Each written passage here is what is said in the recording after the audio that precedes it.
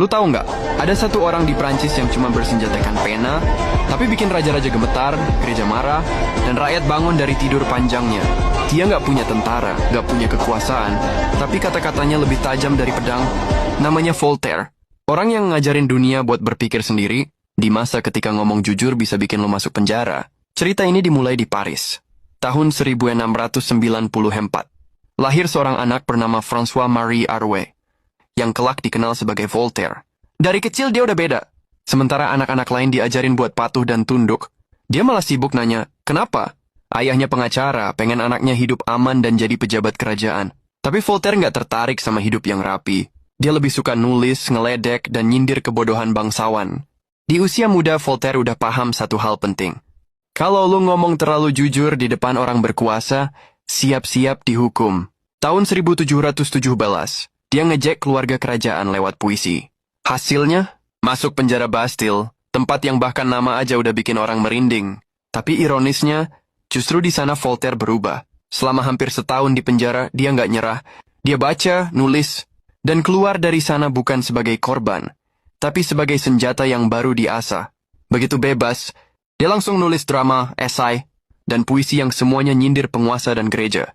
Karyanya lucu, tapi tajam, kayak tamparan yang dibungkus senyum. Tapi tahun 1726, dia ribut sama bangsawan berkuasa dan dipukul di depan umum. Balasannya, dibuang dari Prancis. Voltaire kabur ke Inggris. Dan di Inggris inilah pikirannya meledak. Dia ngelihat sesuatu yang gak pernah dia lihat di negerinya. Ilmuwan kayak Newton dihormati, bukan dibakar. Orang bisa ngomong bebas tanpa takut. Negara dan agama bisa jalan terpisah. Itu bukan cuma budaya baru buat dia, itu pencerahan. 3 tahun kemudian dia balik ke Prancis bawa ide berbahaya. Bahwa kebebasan berpikir lebih berharga dari ketaatan. Dia tulis buku Letters on England yang isinya muji Inggris dan nyindir negaranya sendiri.